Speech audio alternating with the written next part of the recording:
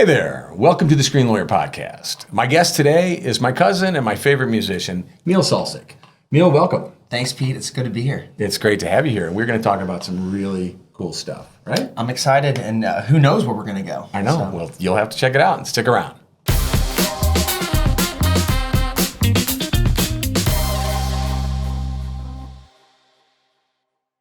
Hey there, how you doing? I'm Pete Salsich, the Screen Lawyer, and welcome to the Screen Lawyer Podcast. My guest today is my cousin and my favorite musician, Neil Salsich of the Mighty Pines and lots of other things. And we're here to talk about you, man. Welcome. Wow. I'm in, Pete. I'm glad to be here, and it's so cool. I've really made it.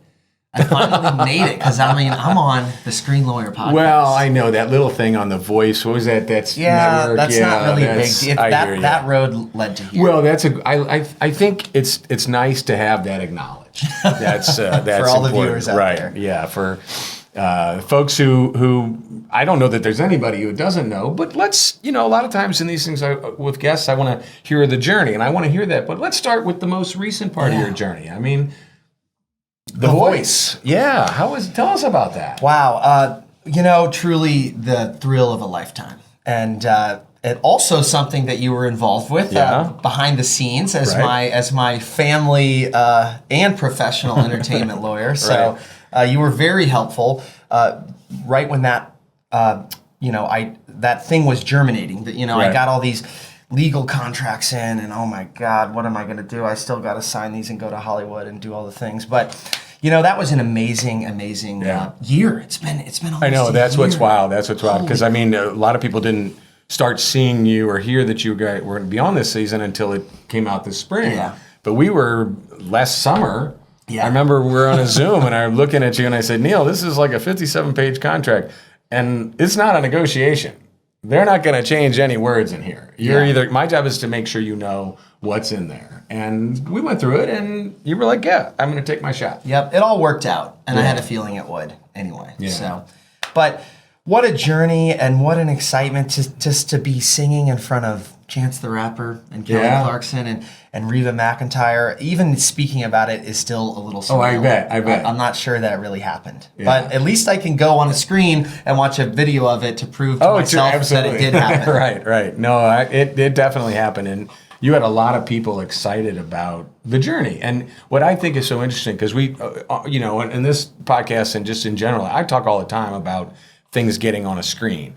And a lot of times that's because we're focused on the contracts or getting the rights or things like that in the production world. But you got a chance to when we see 4 minutes of you on an episode, how much time and other stuff went into that? Yeah, tell us great about that. question.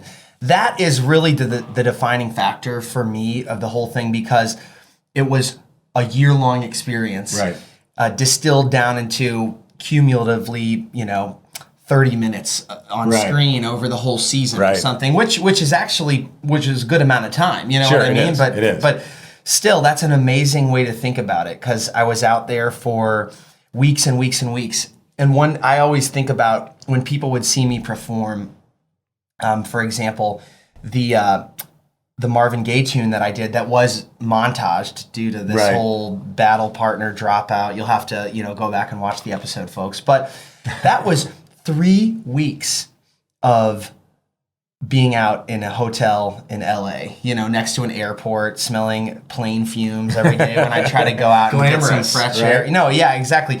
Everything off screen was not so glamorous, but that was 3 weeks, and then on the show it was 90 seconds. That whole performance. So that's kind of in a nutshell how it worked. But I have a feeling that's how most of TV and film works, and in fact, that's how a lot of music is. It is. When we record an album, you're waiting around in the studio for a long time, and finally the producer goes, "Okay, are you ready for us? And you're going to sing this vocal line. And, okay, good. Let's break for lunch." So that's and it's interesting because you've had that experience in the sound world, but really these days you don't just make music for our ears, right? I mean, there's a video component all the time, whether it's the social media side or, I guess it's been ever since music videos kind of came on the scene back in the MTV early days. But it's not necessarily always like a choreographed story, like the early videos. It's just lots of live footage of you guys playing. Yep. What's that like? I mean, do you feel, or are you just so used to it that you're not even aware the cameras are on when you're playing?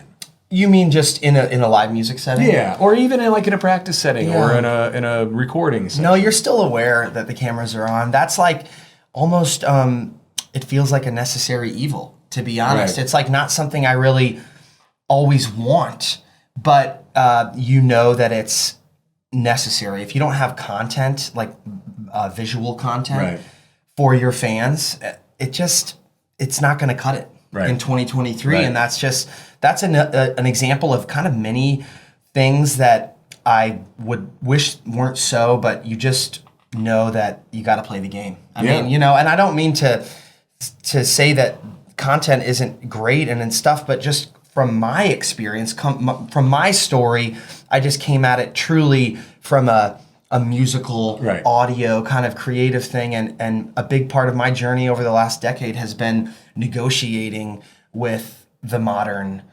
world, you know, social media. That's an interesting way to put it, and sort of just giving in slowly over time. You know, I don't think that I'm smarter than it or that I can, you know, make it without content. I just know I can't. Right. So. Well, and nobody can. No, I mean, you can't. We're sitting here today because I want to put content out, right? I mean, that's part of how it all works. It's definitely a thing. And when done well, it is great stuff. You know what I mean? It's just a reckoning, I think, depending on, and certain artists are just, they come into it with a different mindset. I kind of stumbled into music a little bit more happenstance, you know what I mean? Well, I mean, it's interesting to hear you say that because, of course, you know, you and I are some reasonable number of years apart in our gigantic family, but we grew up with music always surrounding us. Absolutely. I mean, every single family event of any kind, there were at least 2 or 3 guitars out.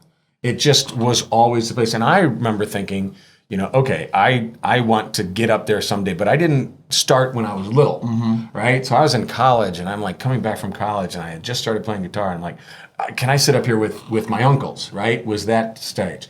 You, I remember early on, I don't know, you were, I don't know, 12 or 13 or something like that, sitting there with the electric guitar playing Wooden Ships lead in a Christmas thing, and I'm like, holy cow.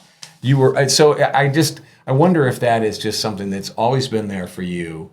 And maybe what's evolved is your full ownership of that. It has been. That's how I describe it. Like the music's there, but I say I kind of stumbled into it is because I stumbled into it as a profession, I guess. Sure. You know, like it was always a passion and maybe even a vocation. But in terms of, I always tell this to people, like I'm a natural singer or I'm a natural musician, but I was not necessarily a natural performer or entertainer. Sure. A huge part of my journey over the last couple of years, and really a big part of the last year being on The Voice, was me really just finally arriving in that space and saying, well, I'm going to figure this out.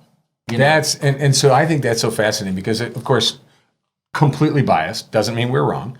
But, you know, obviously we're fans, so we're watching your performances as fans to begin with, but just watching the way that Chance and Niall would react to you singing was so electrifying to watch because they were having so much fun. Of course, the music was good, but they were enjoying the performance. Absolutely. And that was really cool to watch. Did you grow in that role? Were there coaches there? I mean, yes.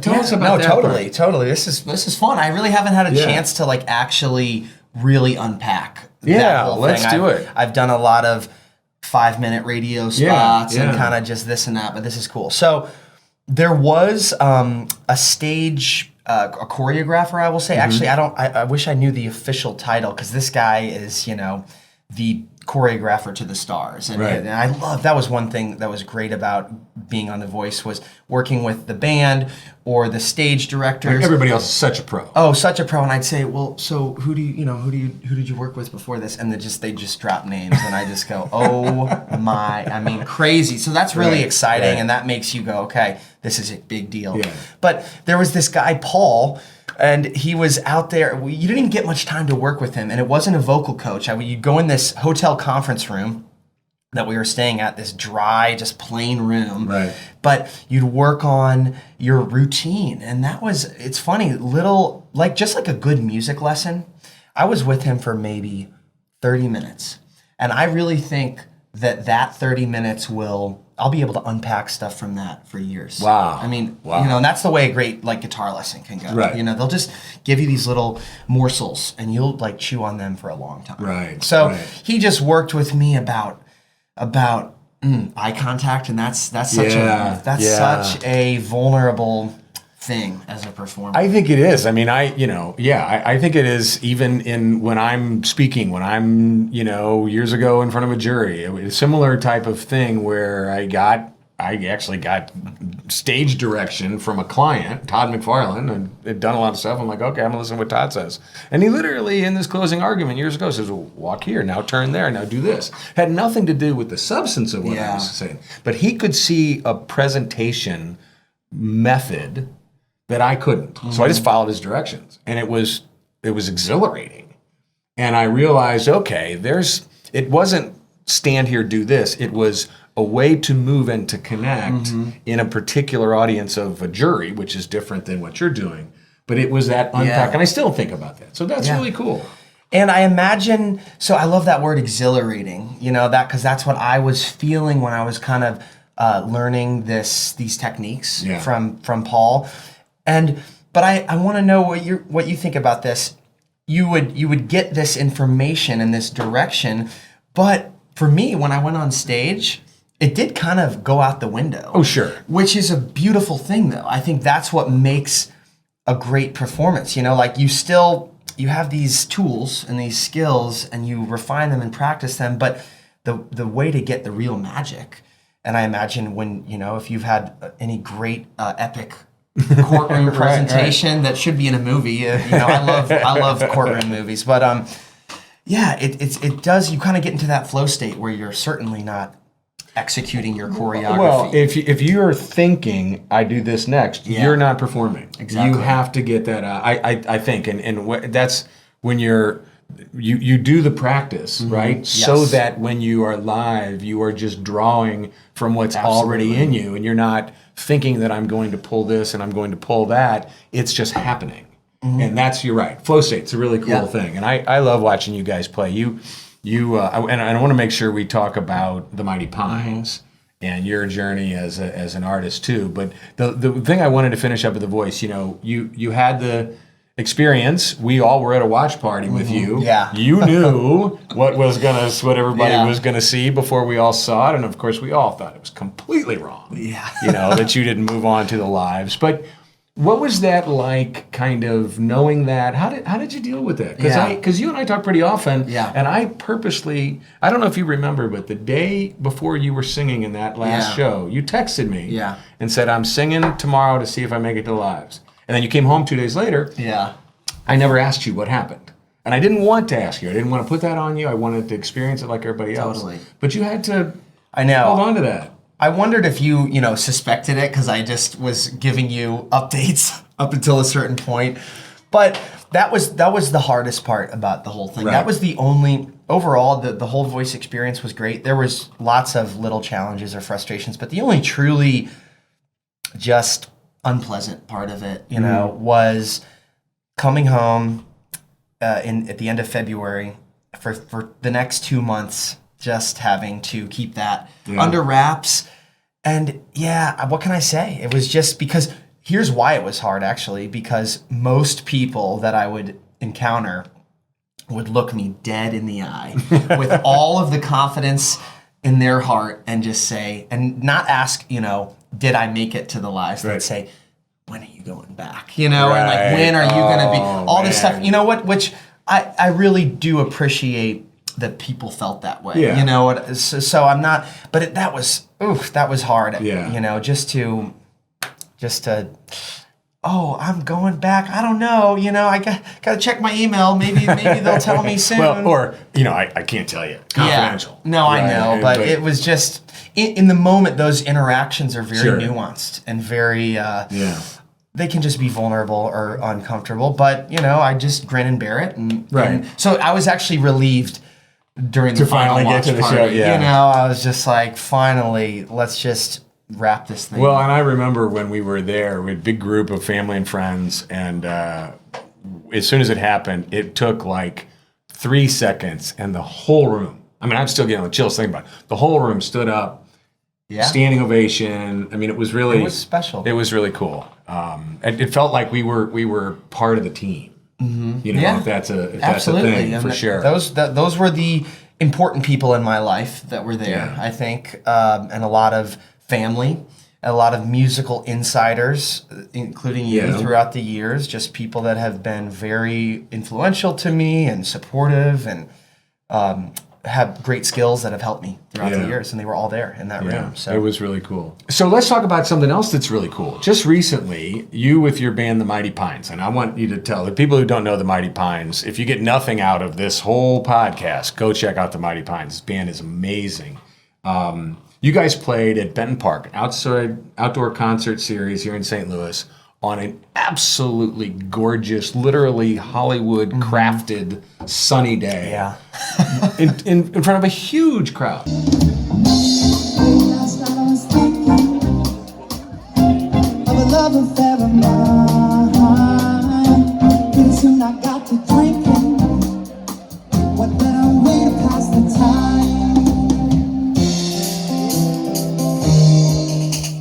What was that like? Yeah, that was one of probably the biggest concerts I've ever performed. One of the most important and successful shows the Mighty Pines have ever done. Yeah. Like, it was Hollywood. That was the way it was perfect. It was picture book weather. I don't know how we get so lucky with these outdoor shows, because we love to do outdoor shows, but man, there's a huge gamble, and somehow our track record is like really great over the years, which is amazing, really amazing. But you know, we had the crowd estimates are a little bit all over the place, and I'll be on the more conservative side, but I mean, there were 2,000 to 3,000 people. I was trying to estimate that. I think over 3,000, because just knowing sort of some other venues and roughly, and I'm not a pro at that at all, but I felt easily 3,000 plus. Yeah, it was amazing. And everybody dancing and just and you had let's get in a little bit to the Mighty Pines. Who are the Mighty Pines? You've got your core guys, but then you've got some other sort of official, unofficial members. It's really cool where we're at right now. The Mighty Pines are the original band that I founded with three of my best friends. And we make original music that is... and let's say those guys' names. So absolutely. Introduce the band. Yes, we have John Hassung on bass. We have Mike Moreno on drums and Gerard Urker on mandolin and banjo and other instruments if he felt like bringing them to... Right. We're working on getting some roadies. We're building a crew out, which is really exciting, actually. Good. And then, of course... and these guys are phenomenal musicians. Oh, absolutely. Truly some of the best I've ever known, and certainly some of the best in St. Louis. And then our unofficial, becoming more official fifth pine would be Dave Grelly on the keys. He's amazing. He's been amazing. And of course, on Sunday, one of our other close associates, Allie Crawl on the fiddle, world-renowned fiddle player who now resides in Webster Groves. How cool is that? Yeah. You know. She's been brought into our fold, and on Sunday we had this 6-piece band. Oh. I mean, it was definitely a moment on stage. We'd make music, and I would just be like, "Wow, I can't believe that we made it." You know, to that place. Like, I was thinking a lot about that show over the last couple days, and just I felt so proud and so satisfied that, like, wow, we've really come a long way. Oh, it's been an organic band with an organic following. How many albums you guys have out now? We have 2 studio albums and a live album. Right. But we're so grassroots in terms of content. We've never had anything viral. We've been really kind of behind the times in terms of a lot of content, for better, for worse. Sure. It's just the way it is. But yeah, with all that said, on Sunday we had 3,000 people out there. And those are organic fans. Now, some of them, I'm sure, you being on The Voice helped. And there's no way around that, no question. But to me, if all those people who saw you on The Voice decided to come out, and when you market the Mighty Pines, it doesn't say Neil Salsich and the Mighty Pines, it just says the Mighty Pines. Absolutely. Right? And so those people if people discovered the Mighty Pines because of the voice, I think that would be a pretty darn good thing to have happen to come out of that. And it did. There was a major exposure, no doubt, because of the voice. So and they would show up a little bit. You got to mention the band, and you see some pictures and stuff on them. Yeah. No, really, really cool. It was a really awesome day. And so you've evolved now. You're a working musician, right? So this is full time and has been for 10 years. Yeah. I'm losing count. And this is a special morning, actually, to record this podcast because I drove here to downtown Clayton and parked in basically in the building that I used to work in. Oh, really? When I 10 years ago, before I left the office job and went to music, I was in basically the same building, right? Possibly slightly over. There's like two towers that are kind of connected, right? So I guess the South Tower. And that's where I was working, So it was cool. I was thinking, oh, this is cool. I'm back, I'm back here in this place that was so familiar at once. But you weren't going, oh man, I got to go to work. Yeah. Right. And I was basically just getting paid, I was doing all this data entry, but I was just kind of making playlists on Spotify as I was working. And sometimes it's okay to tell that now. Yeah, fine. My supervisor would, I'd feel the eyes over my shoulder, and I'd have all these music tabs open. I'm like, oh man, I'm really not cut out for this. Well, you clearly are cut out for what you're doing, and it's fantastic to have you. So I want to do something more that I think I teed this up with you a little bit before. One of the things that I like to do with guests on this podcast is I want to know what's on your screen, and I want to hear. I always want to hear from people like what is that thing? Because we all carry our screens with us, right? We all have our cell phones. We may have iPads. We have a screen on the wall at home. We work on a laptop, which is a screen or whatever. Yeah. So, but I'm always curious, what's stopping your thumb right now when you're scrolling? Is there anything that's grabbing you, or maybe that's just when you're done with thinking about all the things you have to think about and you just want to relax and have someone else tell you a story? What's on your screen? Well, there's like two answers to that, because there's kind of just the scrolling and the stuff when you're on your phone, not super intentionally, but the stuff that does stop my screen, I'll give a shout out. This is totally spur of the moment, but there's a guy named Dan Wilson who you should check out, and I encourage all the listeners. They know his songs. He's written very many famous songs, but he makes amazing content for creators. Really? And he does these little snippets. I forget what his handle is, but man, it's just neat. It's cool stuff, and it really does stop me because he'll have these maybe 10-second quips where he says something like, if you've already used one word in your first verse of your song, it's okay to use it again later in the song. There's no rules for that. Little takeaways. Yeah, or like almost like parables or something for songwriters and stuff. But he's got a million of them. He'll just post those. That's what'll stop my screen. I love the stuff that he does, but that's one of many. So that's really cool. That's really cool and very meaningful for you. Oh, absolutely. So he's a guy who's I really admire because he has been successful creatively writing. He's a founding member of Semisonic, so he wrote Closing Time.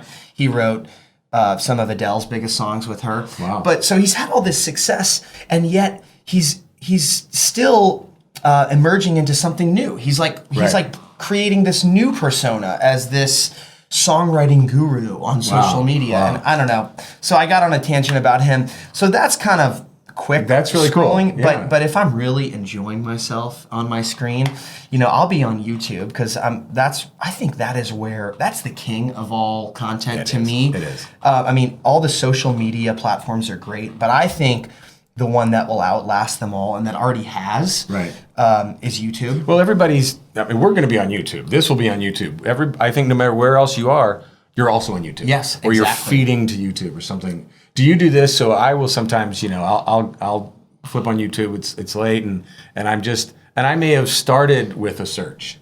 But then it just goes, and then 2 or 3 videos later, I'm like, how did it get here? And an hour later, I'm down some rabbit hole and texting friends late at night. Dude, check this out. That's the best. Yeah, it is. And you can't really do that with other platforms as much. I don't think so.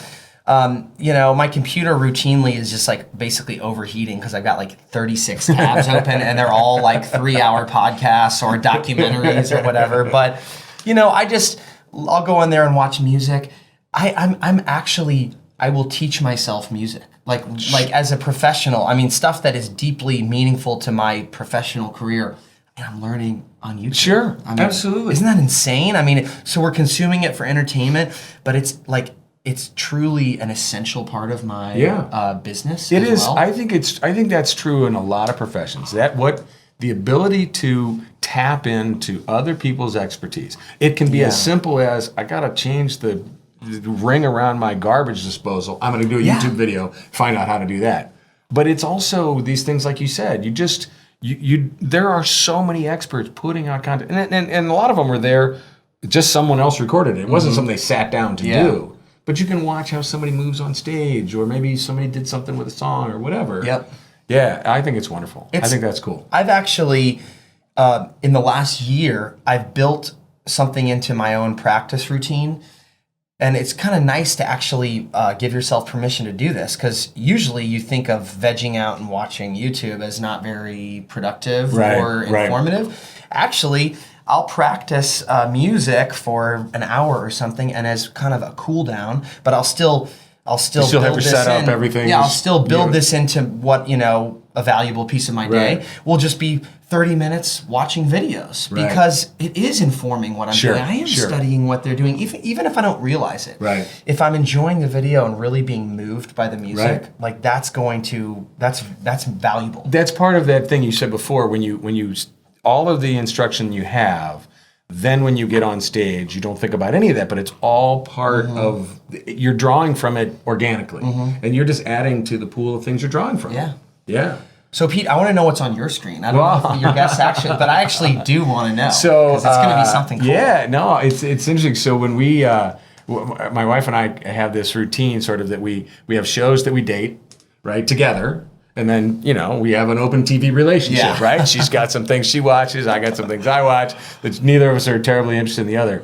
But we are just huge fans of Succession. Okay. And it's one of those shows that is just train wreck after train wreck after train wreck in a way. But it just, and I know I'm not alone. That's a big, that's all the rage. Everybody's a big fan. But that's one. And we also recently watched a show called The Diplomat. And I don't know if you've seen this one. I think it's on Amazon Prime. Kerry Russell, Rufus Sewell. It's intense. It's slow developing. You're thrown right in the middle of this situation. You don't know who anybody is. You got to unpack it over the course of episodes. Highly recommended. I don't even really know exactly how to describe it, other than to say it's a diplomatic situation that goes wild. So that's one I would recommend. If you're into sort of long form series TV. I would definitely recommend the Diplomat. So, isn't that cool how, when you asked me that question, I was thinking of my phone screen or my laptop screen, and you gave an answer about a TV screen, but all of that is what's on your screen. That's the point of the conversation. It really is. You're exactly cool. right. And there's those three worlds are so different to me. Like the media that I consume on my phone screen, the media I consume on my laptop screen, and my TV screen are all meaningful to me, but man, I think about them so differently and process them so differently. And I don't know if one thing that's sort of always on my screen at the end of the day typically is Cardinals highlights or Blues highlights or something, because it's just sort of it's something that's deeply ingrained, and sometimes it means a really good night, sometimes like last night. But no, I think and that's why I love that question, right? Because we live in a world where everything ends up on a screen pretty much. Sadly, even books, even though that's like people, the Kindle thing. One day I'll probably be eating my own words and reading on a Kindle. Well, it's on a screen because it's on my phone, but I'm not looking at it. It's the audiobook. I'm a huge audiobook fan. I love audiobooks. And maybe the podcast world is like that. And that's why I like it so much. So and I consume so many podcasts, and I wouldn't have thought of that as that's on my screen, but it is. It is. I mean, you got to get it from somewhere. You set it down and you're listening to it, but you're right, it's on. But you had to go touch the screen to find it. Totally. To get it. Yeah, amazing. Absolutely, Neil. This has been a blast. It has, Pete. Thank you. Yeah, should we finish up singing a song? Do you want your ratings to go? Well, we don't know. Are you kidding? Well, you mentioned a Brewer and Shipley album that somebody gave you earlier. My dad. Your dad. So, one last story. I know this is a good one, but so your dad, my uncle, 4 years older than me, But your grandmother lived about a mile and a half from us when we were growing up. So I used to ride my bike over to their house. And Mike, your dad, and Joe's brother, and Mary Kathy, if they were not around, I would go upstairs to their rooms, cut through their albums, grab one or two, ride them home on my bike. And that's how I discovered Cream and all of the Crosby, Stills, I mean, that was, Neil Young is still probably my favorite artist of all time because I grew up, it was just deeply embedded, and I wanted to be like the cool guys, which was your dad and his brothers. Yeah. And whatever they were listening to, I was listening to. And it's never stopped in a lot of ways. Really fun stuff. So we're in Shipley. Yeah. One toke over the line. Ready? Okay. 1, 2, 3. 1, 2, 3. One toke over the line, sweet Jesus. One toke over the line. No one knows the rest of the song. Oh man! All right, that's the That was end of great. it. That's gonna great. What a fantastic way to end it. Neil, thanks so much. Thank you, Neil Pete. Salsich, the Mighty Pines, the Screen Lawyer. This has been a blast. So check us out wherever you get your podcasts. We are there, and if you are watching this on YouTube, be sure to hit that like and subscribe button. We'd love to hear from you. Tell us what's on your screen. We'll be back soon. Take care.